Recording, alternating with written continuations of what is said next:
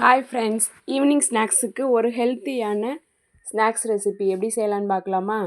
இதுக்கு நான் 1 கப்பு பாசிப்பருப்பை ஊற வச்சு முளைக்கட்டி எடுத்துக்கிட்டேன். அதை மிக்ஸி ஜாரில் சேர்த்துக்கிறேன். இதோட ஒரு சின்ன துண்டு இஞ்சியை பொடியாக கட் பண்ணி சேர்த்துக்கிறேன். ஒரு 5 பல் பூண்டும் சேர்த்துக்கிறேன். காரத்துக்காக 2 பச்சை மிளகாய் சேர்த்துக்கிறேன்.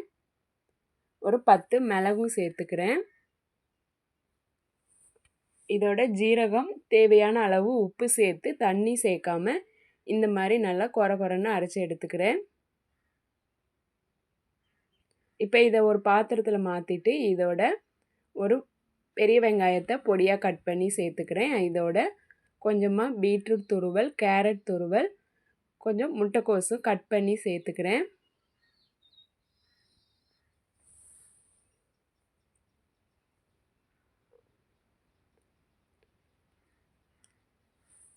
இதோட ஒரு 4 ஸ்பூன் அளவு கோதுமை மாவு சேர்த்துக்கிறேன். 4 ஸ்பூன் அளவு கடலை மாவு, 2 ஸ்பூன் அளவு அரிசி மாவு சேர்த்துக்கிறேன்.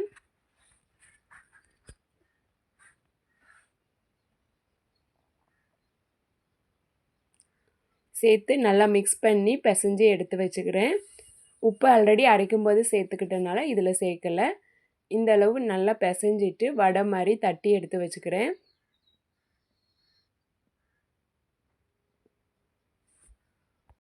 பாசிப்பருப்பில் நிறைய சத்து இருக்குது. அதை இந்த மாதிரி வடை மாதிரி செஞ்சு கொடுத்தா குழந்தைங்க விரும்பி சாப்பிடுவாங்க. இப்போ இதை தோசைக்கல்லில் கொஞ்சமாக எண்ணெய் சேர்த்துட்டு லோ ஃப்ளேமில் வச்சு ஷாலோ ஃப்ரை பண்ணிக்கிறேன்.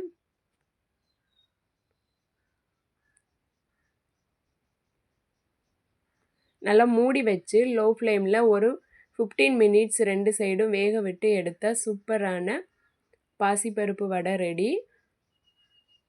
இதை எண்ணெயில் கூட ஃப்ரை பண்ணிக்கலாம்.